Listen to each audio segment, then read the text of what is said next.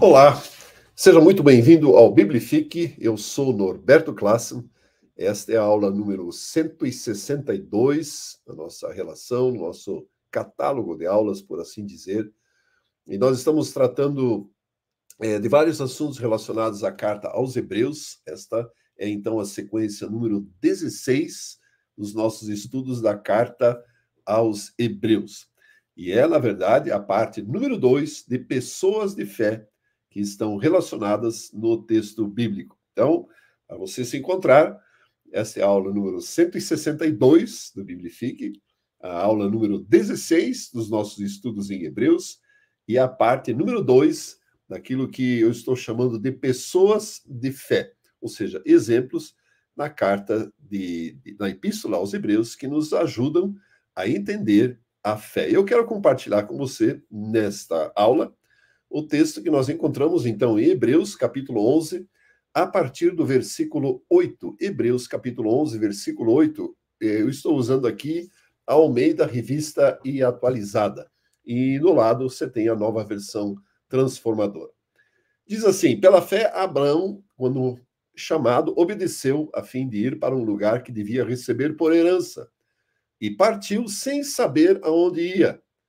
Pela fé, peregrinou na terra da promessa como em terra alheia, habitando em tendas com Isaque e Jacó, herdeiros com ele da mesma promessa, porque aguardava a cidade que tem fundamentos, da qual Deus é o arquiteto e edificador.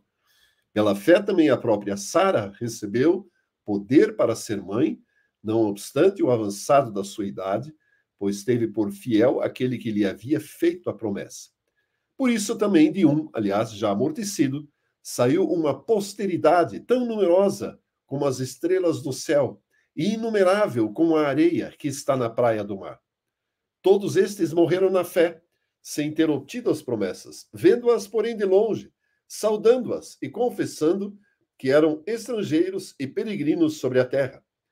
Porque os que falam desse modo manifestam estar procurando uma pátria. E se na verdade se lembrassem daquela de onde saíram, teriam oportunidade de voltar.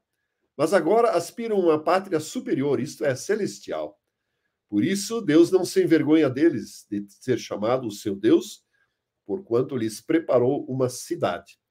Pela fé, Abraão, quando posto à prova, ofereceu Isaque. Estava mesmo para sacrificar o seu unigênito, aquele que acolheu alegremente as promessas, a quem se tinha dito: em Isaque será chamada a tua descendência, porque considerou que Deus era poderoso até para ressuscitá-lo dentre os mortos, de onde também figuradamente o recobrou. Pela fé, igualmente, Isaque abençoou a Jacó e a Esaú acerca de coisas que ainda estavam por vir. Pela fé, Jacó, quando estava para morrer, abençoou cada um dos filhos de José, e apoiado sobre a extremidade do seu bordão, adorou.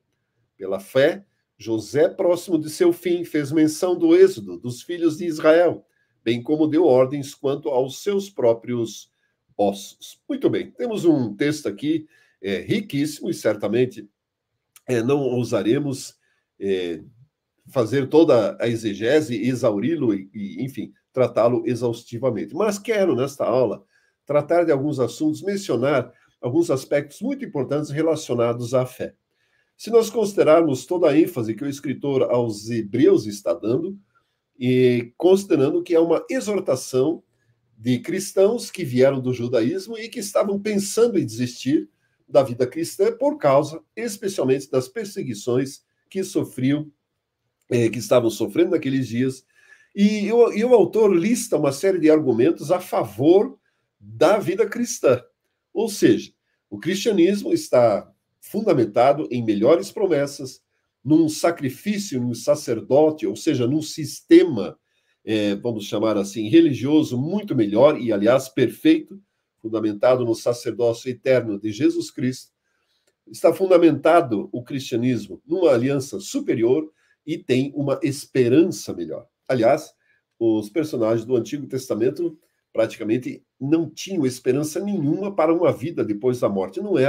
Não fazia parte da teologia dos judeus ou do judaísmo. Então, para complementar todos esses argumentos, o escritor apresenta um relato ou uma lista de personagens do Antigo Testamento, conhecidos dos seus leitores, é óbvio, que fizeram a opção de viver pela fé, que é justamente a proposta deste escritor, e para a vida daquela geração e da nossa, dos nossos dias. E no capítulo inicial, aliás, nos versículos iniciais, o autor nos dá uma definição completa, ainda que não com toda clareza, penso eu, sobre a fé, não é? O que significa a fé, ou como nós podemos definir e conceituar a fé. E no versículo 1 ele diz, segundo a nova versão transformadora que eu vou usar aqui, a fé mostra a realidade daquilo que nós esperamos. E ela nos dá convicção das coisas que não vemos. Refletindo sobre isso, eu penso que a fé, ela olha sempre para o futuro, é uma convicção segura de que aquilo que Deus disse que ele é e que ele faria, irá certamente se cumprir. Ou seja, é uma convicção de que as promessas de Deus se cumprem. Apesar das circunstâncias. Ou seja, olhamos para as circunstâncias não ignorando a situação em que estamos vivendo, nem as tribulações, angústias, obstáculos, desafios, seja lá o que for. Mas as promessas, elas nos levam a olhar para adiante delas, para aquém e além de toda e qualquer circunstância ou situação. E é isso que nós encontramos nos diversos personagens. E é interessante que nenhum dos que o escritor dos Hebreus menciona estão ou são admirados no mundo em que vivemos. Nenhum deles, afinal, demonstrou poder, riqueza, glória. Não é? Pelo contrário, são reconhecidos pela sua simplicidade na sua forma de vida. E a humanidade, não o povo cristão, mas a humanidade simplesmente não os conhece. Ninguém provavelmente ouviu falar de Enoque. Uma pessoa que não conhece as escrituras ou a vida cristã não sabe quem é Enoque.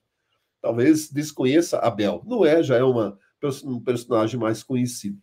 Então, esses homens de Deus, eles estabeleceram a sua vida numa forma para buscar a aprovação de Deus. E certamente esse é o nosso desafio.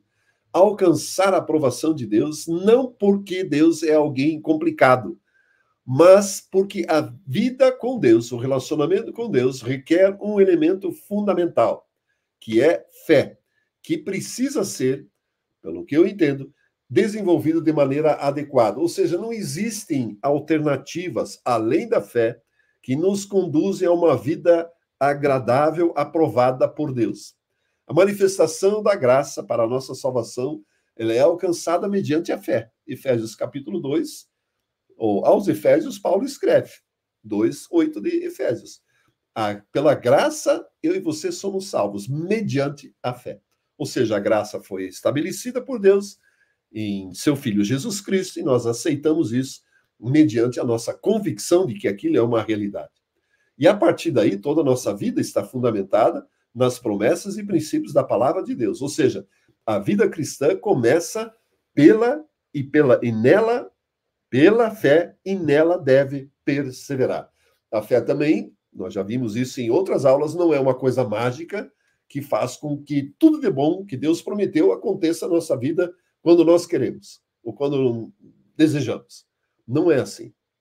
Nas aulas anteriores, ou na aula anterior, nós estudamos os personagens de Abel, Enoque e Noé. E aqui eu quero estabelecer, nesse texto que nós lemos, existe um segundo grupo de personagens, um segundo grupo de pessoas de fé, que manifestaram um estilo de vida, uma forma de viver, de buscar a aprovação de Deus muito interessante. O primeiro, que está na nossa lista, a partir do versículo 7 do texto que nós lemos, é o patriarca da nação de Israel. É o próprio Abraão, que diz que, o versículo 7, mais uma vez, 8, aliás, pela fé, Abraão, quando chamado, obedeceu, a fim de ir para um lugar que devia receber por herança. Partiu sem saber aonde ia. Eu acho isso muito interessante e extremamente desafiador. Se nós olharmos para onde Abraão estava e os detalhes da sua vida e de como isso se desenvolveu, é evidente que praticamente é a excelência da fé demonstrada nesse importante personagem. Não é à toa que os detalhes da fé de Abraão ocupam o maior espaço da lista de pessoas de fé por exemplo, aqui em Hebreus, e também outros escritores, conforme eu quero mencionar, e nenhum outro recebe tanta dedicação. Por que isso é tão importante? Se nós pesquisarmos um pouco o passado de Abraão e o lugar onde vivia, nós vamos chegar em Ur dos Caldeus, ou Ur da Mesopotâmia, uma cidade antiga, evidentemente, nós estamos falando de 2100 a.C. aproximadamente. Um período que engloba aí, vamos arredondar para o ano 2000 a.C. Portanto, nós estamos distantes há 4.000 anos desta cultura. E pelas escavações arqueológicas e pelo que a história nos conta, Ur era uma cidade, uma civilização que tinha um alto grau de conhecimento de diversos assuntos: astronomia, medicina, religião, política, etc. Era uma boa cidade, com uma boa estrutura, inclusive com abastecimento de água. Né? Tinha um comércio portuário intenso, porque se localizava às margens do rio Eufrates. Um sistema religioso bastante avançado e desenvolvido, obviamente com um panteão de deuses, de divindades, e sabe-se que a principal divindade era a lua, ou que se dava o nome de Nanar. Essa é a principal divindade. E é interessante, se nós pensarmos a razão pela qual Abraão se tornou um exemplo de excelência, ou de fé por excelência. O próprio apóstolo Paulo o usa como referência para qualquer doutrina ou qualquer teologia sobre a fé. Mas pense comigo, Josué capítulo 24 nos informa, 24:1 de Josué nos informa que os pais de Abraão, ou a família de Abraão, era idólatra no lugar onde viviam. Evidentemente, pela cultura, né, influenciados pela cultura, se tornaram igualmente idólatras. De repente, um belo dia, Deus se apresenta a Abraão e diz: ei, eu vou te levar para uma terra que você não conhece. Reúna tudo que você tem, pegue a sua esposa e vá embora daqui, eu vou te mostrar um lugar. Isso é muito incomum diante de religiões estabelecidas, porque nenhuma divindade podia fazer nenhuma promessa, muito menos aparecer diante de uma pessoa e conversar com ela ou estabelecer uma comunhão, um relacionamento. Essa é a razão pela qual eu imagino que Abraão creu e foi.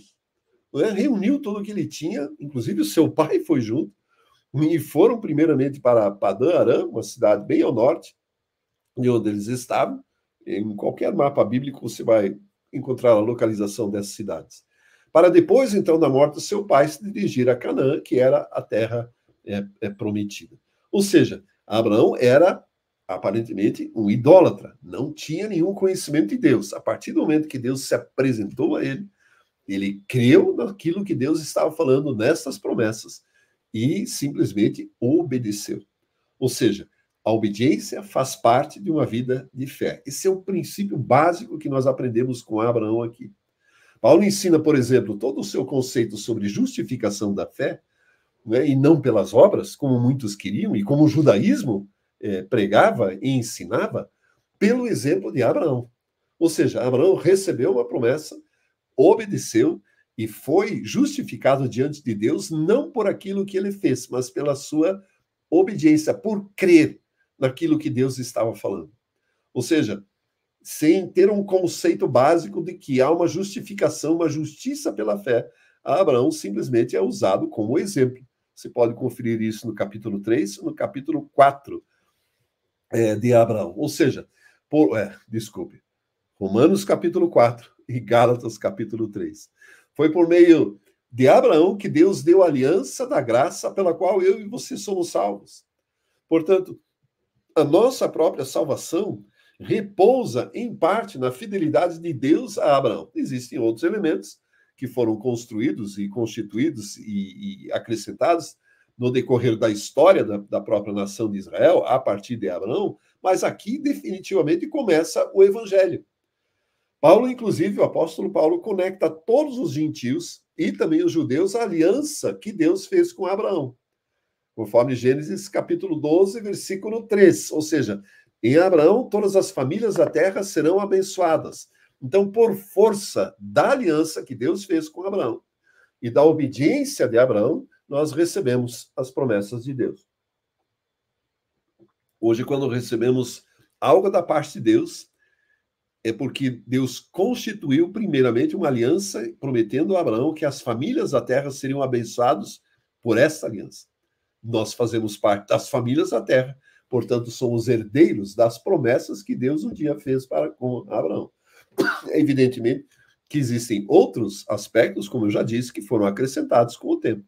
Mas a fé de Abraão foi o start, vamos dizer assim, é o marco zero da justificação pela fé, que engloba, que alcança todos os gentios em todas as épocas.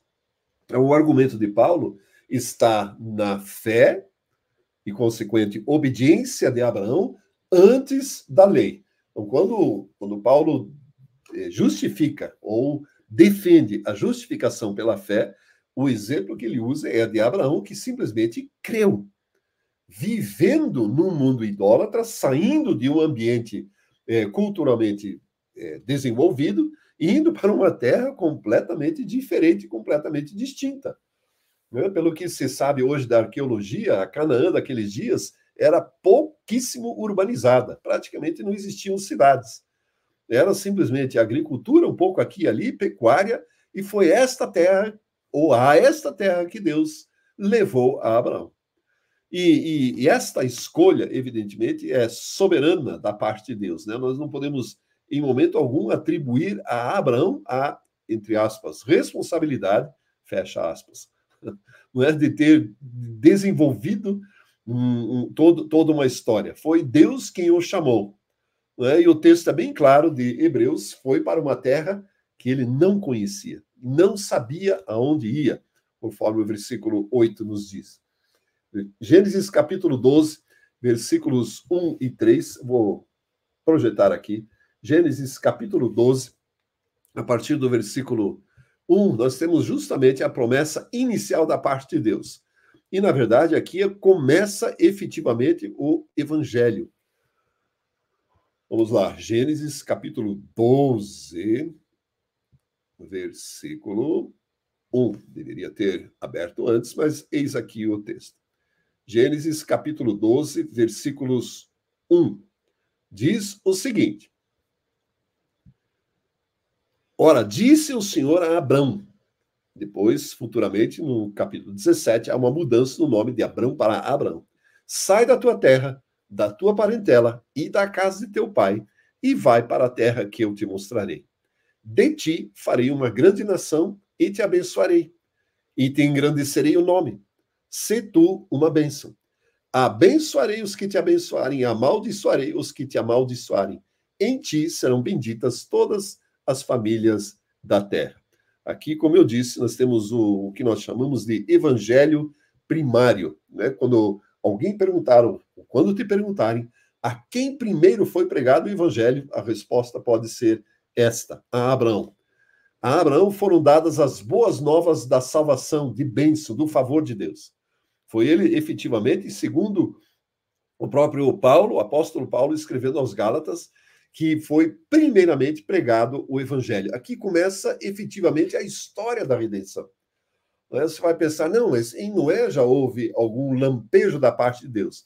Foi ali que toda a humanidade foi salva. Sim, mas a constituição de um descendente, conforme as subsequentes alianças que Deus fez com Abraão em Gênesis 15, em 17, não estão presentes em Noé, estão presentes aqui na história de Abraão.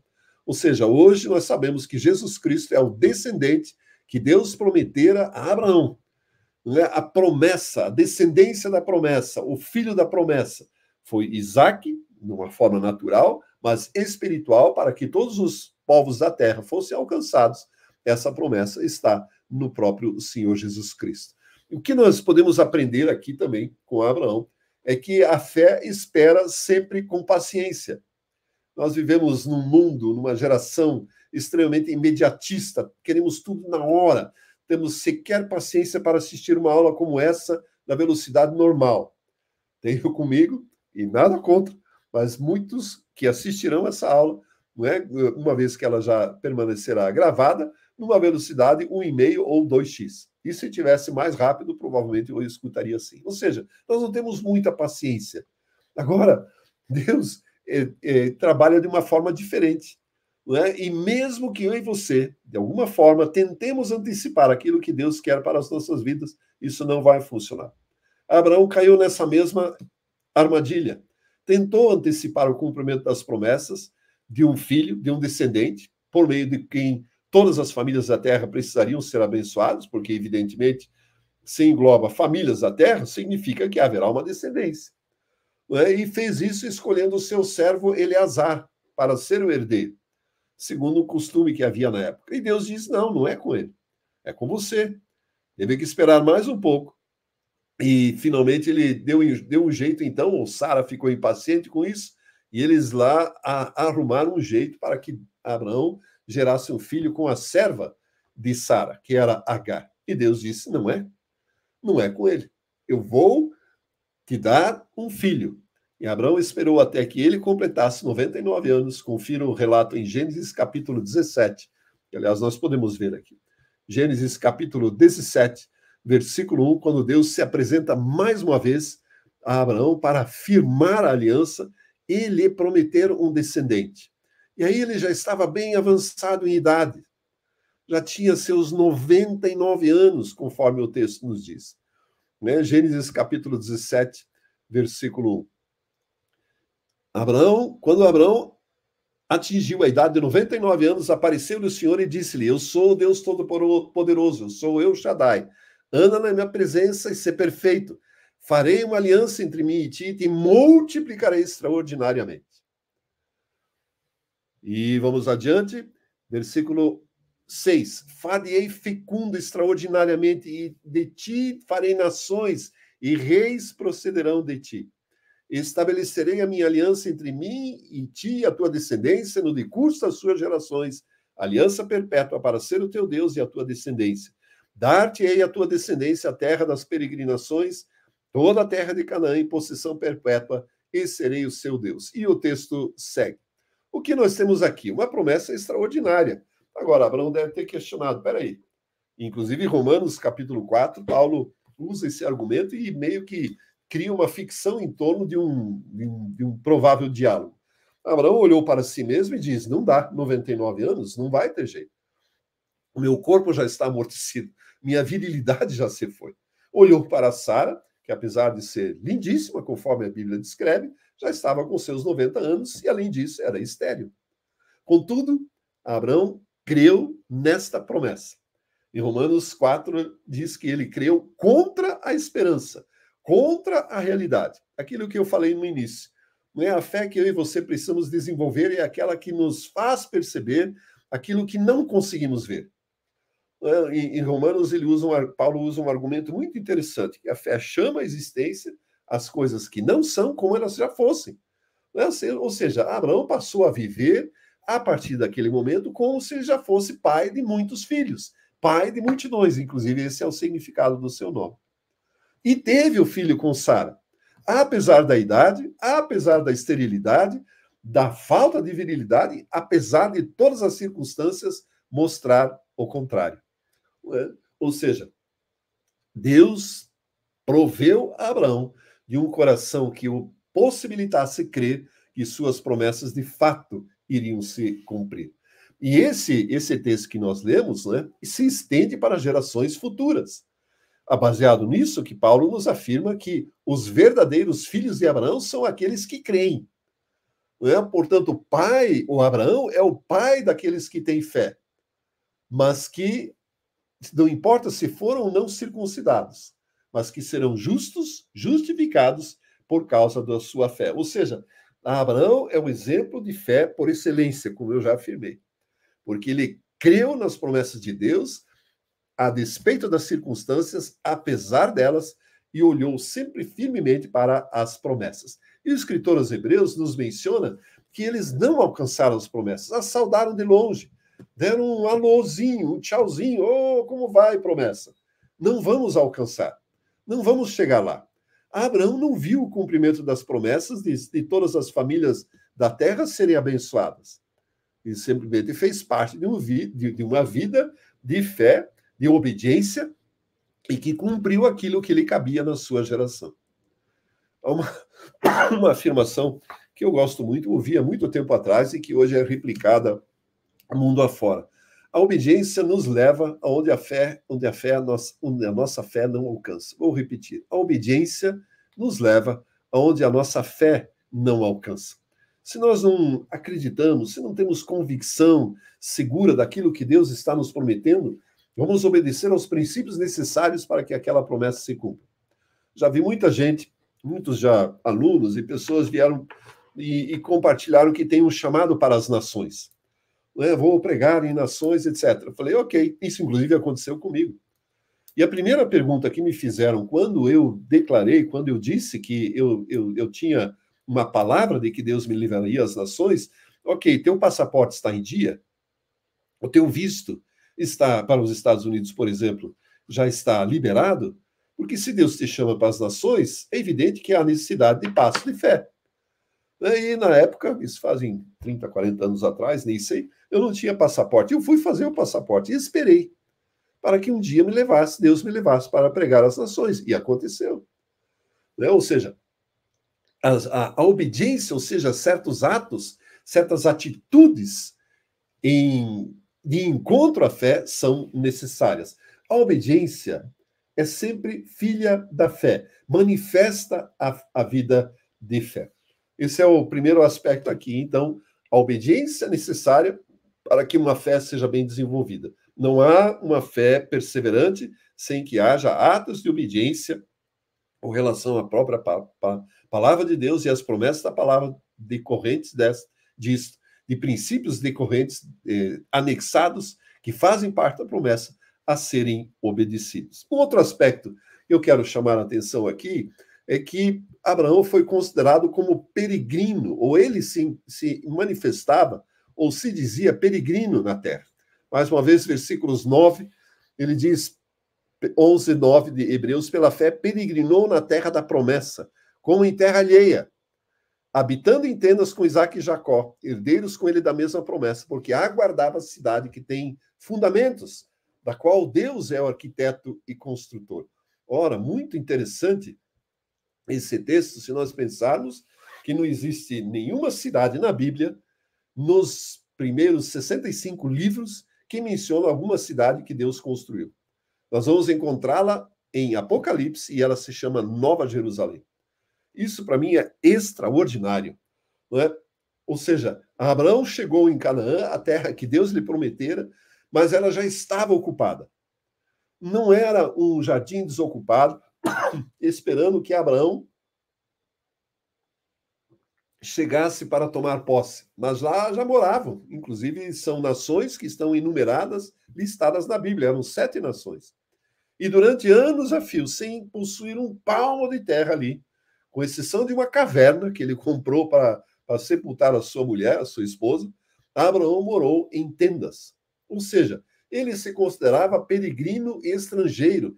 Creu em Deus, por favor, atenção nisso. Creu em Deus num ambiente extremamente idólatra.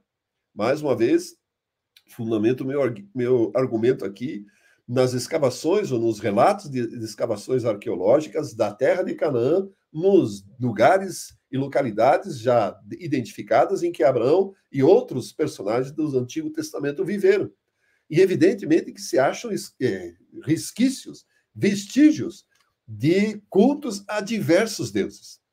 Eu tenho comigo, por exemplo, que os primeiros altares, ou os altares que Abraão edificou, ele o fez num ambiente, num cenário, numa localidade onde havia altares para outros deuses. Mas ele edificou um para o Deus Todo-Poderoso, para o Deus em quem ele cria, para o Deus que lhe havia feito as promessas. Apesar de haver outros em redor. Eu não posso afirmar isso com certeza. Mas Deus se converteu, ou aliás, Abraão se converteu ao Deus verdadeiramente por causa das promessas que ele recebera lá em Ur dos Caldeus. Ou a fé nas promessas o fez perceber que a terra prometida era algo concreto. Ele finalmente estava agora na terra que Deus havia prometido. Deus apareceu a ele e disse, essa terra. Né? Edificou altares invocando o Senhor que lhe aparecera e concluiu que era o único Deus verdadeiro. Porque nenhuma outra divindade, como eu já disse antes, poderia oferecer algo, prometer algo. todas as religiões, e isso é comum até hoje em dia ainda, todas as religiões são extremamente exigentes no culto a determinadas divindades. E esperando talvez uma reciprocidade desse culto. O nosso Deus, o Deus verdadeiro, o Deus Todo-Poderoso, o nosso Pai Celestial, deu primeiramente o seu Filho para que nós fôssemos justificados pela fé na obra do Filho, para depois, então, podermos usufruir das bênçãos que recebemos. E assim como Abraão, que era estrangeiro e peregrino numa terra que, apesar de ter recebido como herança, não lhe pertencia, ele viveu como peregrino ali, vivendo em tendas, porque esperava um futuro, esperava o cumprimento de uma esperança muito melhor, com fundamentos eternos. Ou seja, como eu disse, a cidade que tem, da qual Deus é arquiteto e edificador, é a Nova Jerusalém, a nossa eternidade. O versículo 10 diz que Abraão esperava confiantemente pela cidade de alicerces eternos, diz a Nova versão transformadora, planejada e construída por Deus. Buscavam, esses patriarcas, uma pátria superior, um lar celestial, assim como eu e você buscamos. Ou seja, eu e você hoje vivemos nesta terra como peregrinos e forasteiros. É um argumento que o apóstolo Pedro defende na primeira carta, capítulo 2. E em algum momento no futuro, a terra será nossa e habitaremos na cidade eterna. Ou seja, assim como Deus um dia prometeu a cidade de Abraão, a terra de Canaã, a Abraão, assim Deus prometeu a terra aos filhos dos homens. E nós usufruiremos de todo o benefício, governaremos sobre a terra, mas também temos o lugar garantido na cidade eterna, na habitação eterna. É evidente que temos muito mais a falar sobre Abraão, mas eu quero resumir, sintetizar aqui esses dois princípios. A obediência demonstrada por Abraão, a partir das promessas que Deus lhe dera, a sua conversão genuína, autêntica, né, de cultuar única e exclusivamente ao Deus que lhe fizera uma promessa e que se aproximara dele, que aparecera a ele, e o seu conceito, a sua ideia de que existe uma habitação eterna, existe um futuro na eternidade havia à disposição dele, assim como há para nós. Eu quero ir adiante aqui, Hebreus capítulo 11, versículo 17, que nos fala a respeito de Isaac. E diz o seguinte: pela fé, quando posto à prova, Abraão, pela fé, quando posto à prova, versículo 17, ofereceu Isaac, estava mesmo para sacrificar o seu unigênito, aquele que acolheu alegremente as promessas, a quem se tinha dito, em Isaac será chamada a tua descendência, porque considerou que Deus era poderoso até para ressuscitá-lo dentre os mortos, de onde também figuradamente o recobrou. Um texto que, em princípio, parece ser até meio complicado de entendermos, mas nós temos algo para aprendermos aqui. Isaac representava para Abraão o filho da promessa, ou seja, a aliança que Deus fizera com ele se cumpriria em Isaac, e não no seu outro filho Ismael, que, aliás, era mais velho que Isaac. Então, pela cultura em que viviam, teria direito a toda a herança de Abraão. No caso, Ismael, por ser o primogênito. Mas Deus não considerou Ismael. O abençoou, certamente, a Agar e toda a sua descendência. E curiosamente, Ismael também teve 12 tribos. E hoje, até os DNAs que se apresentam, todas as nações árabes descendem de Ismael, consequentemente, descendem de Abraão, assim como os judeus. É incompreensível, então, que briguem entre si, mas isso é um outro assunto que deixamos para a geopolítica resolver. Então, existe um paradoxo aqui nesse texto em que Abraão foi desafiado a comprovar a sua fé nas promessas de Deus, né, oferecendo o seu próprio filho. Você pode ler esse relato em Gênesis capítulo 22. Né? Deus aparece a Abraão madrugada, bem cedo, e disse, olha, me sacrifique o teu filho, o teu único filho, o unigênito. E Abraão prontamente obedeceu, preparou tudo. Fez lá uma comitiva com servos, preparou lenha, levou cutelo, fogo e foi com Isaac. né, e uma peregrinação, aliás, um caminho extenso, 3 dias de caminhada, provavelmente angustiado, aflito com o que lhe poderia acontecer, né, e pensando como que Deus vai resolver essa. Porque em Isaac está a promessa que ele me deu. É nele que está a minha descendência. Se eu matá-lo, né, se eu de fato tiver que sacrificá-lo, a promessa morre. Ou seja, toda a aliança que Deus havia feito morreria, sucumbiria. Eu tenho comigo que Abraão pensava o seguinte: alguma coisa Deus vai fazer. Não é possível. Mas eu vou até o fim. Eu vou comprovar, vou provar o quanto eu creio naquilo que Deus poderia fazer. Tanto é que quando eles chegaram no monte designado, que é o Monte Moriá, ele disse aos seus servos, conforme Gênesis 22, olhem, fiquem aqui, porque nós iremos e voltaremos. Isso mostra a certeza de que ele tinha uma convicção de que alguma coisa ia acontecer. Se Isaac morresse, ele ressuscitaria, que é o que o escritor aos Hebreus também argumenta. E até aqueles dias, pelo menos não na Bíblia, não há registro nenhum de alguém que tenha ressuscitado.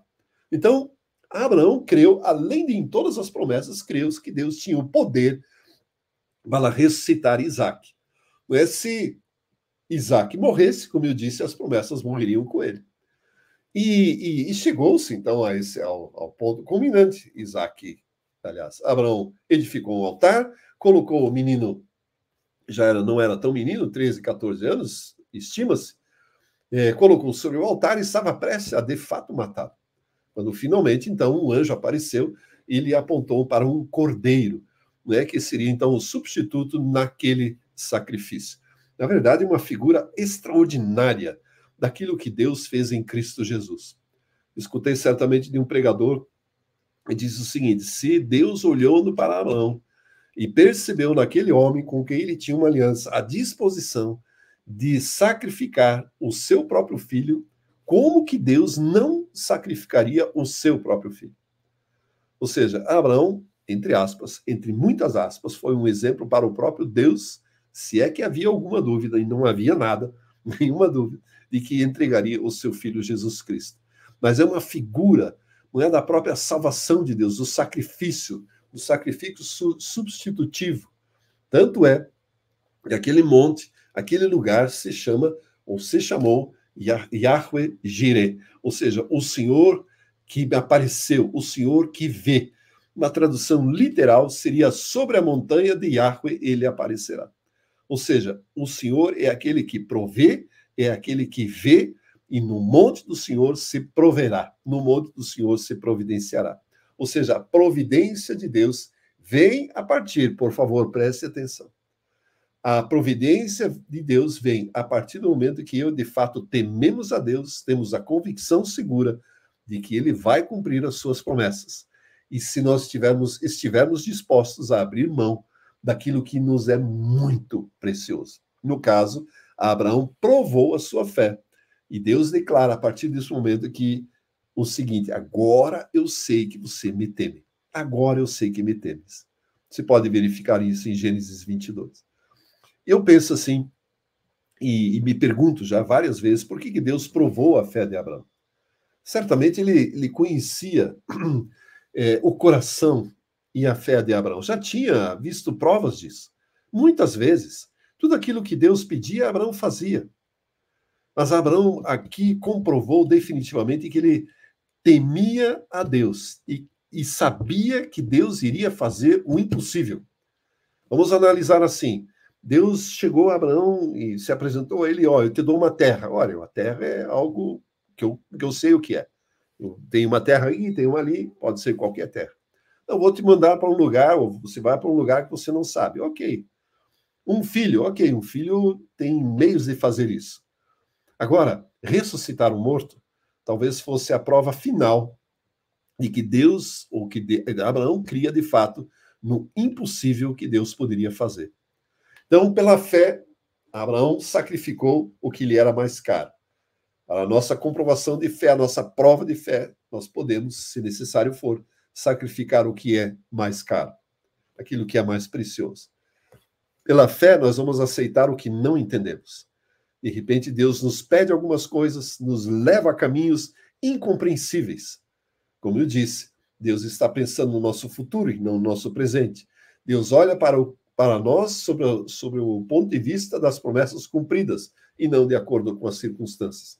E pela fé nós podemos ter a garantia de que na provação sempre Deus mostra uma saída. Essa para mim é uma convicção. Eu posso passar, você pode passar pelas circunstâncias mais adversas possíveis, pelas situações mais complicadas, mas certamente Deus sempre tem uma provisão, porque Ele é o Senhor que provê, é o Senhor que vê, é o Senhor que providencia e que não deixa aqueles que andam em aliança com Ele, que buscam a aprovação pela fé, não os deixa na mão, em hipótese nenhuma.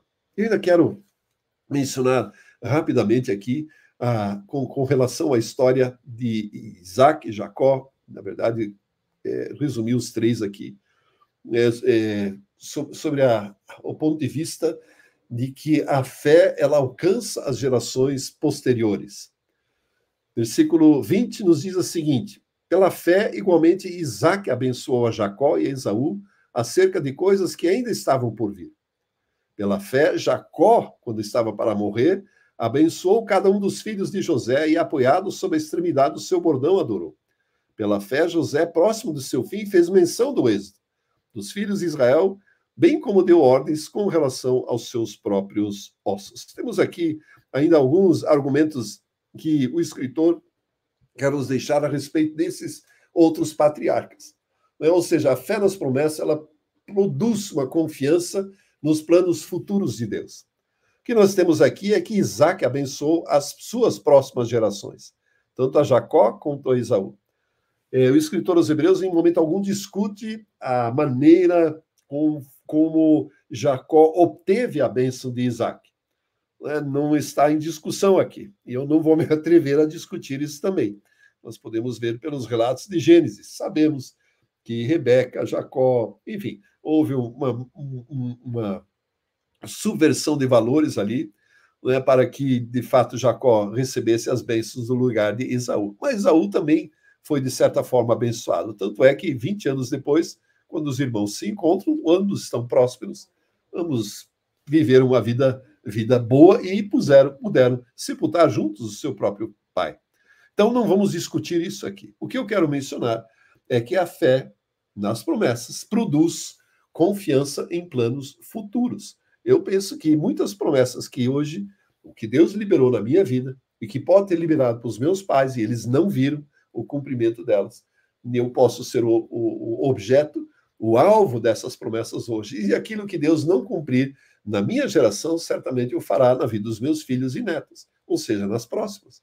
Isso também se expande para um ambiente espiritual, ou seja, dos filhos espirituais gerados a partir da nossa própria fé. Assim como Jacó abençoou a próxima geração. Ele declarou, conforme Gênesis nos diz, uma bênção para cada um dos seus filhos, uma palavra profética. Não é? E o fato de Hebreus aqui mencionar o bordão pode ter um significado, e pelo menos esse era o significado do bordão, do cajado, não é? Um significado do próprio favor de Deus. No pensamento hebraico, era um sinal, conforme os comentaristas nos dizem, do próprio favor de Deus.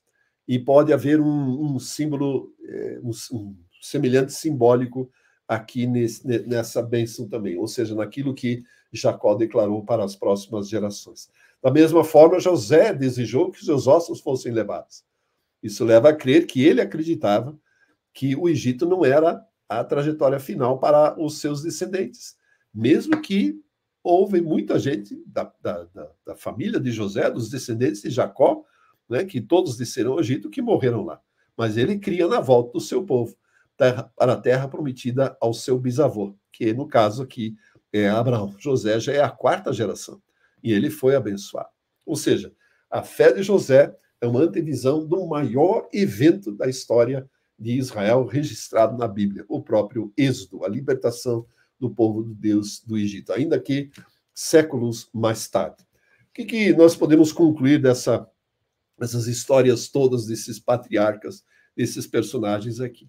Que a fé é obediência, ou está associada à obediência, e nos torna aprovados diante de Deus. A obediência aos princípios que Deus conecta com as promessas que ele libera, nos torna aprovados diante de Deus. As provas de fé, elas fortalecem o nosso temor e nos convencem de que ele é, de fato, o Senhor do impossível. Eu tenho experimentado e quero expor isso a você também. Quanto mais nós somos provados, quanto mais nós temos dificuldades, mais nós nos encharcamos da própria palavra de Deus, mais a nossa confiança e dependência de Deus é, então, acrescentada, desenvolvida e, evidentemente, aprendemos a perseverar. A fé não torna a vida mais fácil. O fato de você declararmos que cremos, não é, em nome de Jesus, e pode usar as palavras que quiser, isso não torna a vida mais fácil. Ela está envolta em circunstâncias muitas vezes adversas, em aflições, em angústias e grandes desafios. Agora, a fé e esses patriarcas, a vida desses personagens, nos ensina constância, perseverança, que invariavelmente vai nos levar a uma vida de maturidade aprovada por Deus. Meu desejo é que esses princípios fiquem enraizados na sua vida, na minha vida, para que todos nós possamos alcançar a aprovação de Deus, em nome de Jesus Cristo. Fique na paz, Deus te abençoe.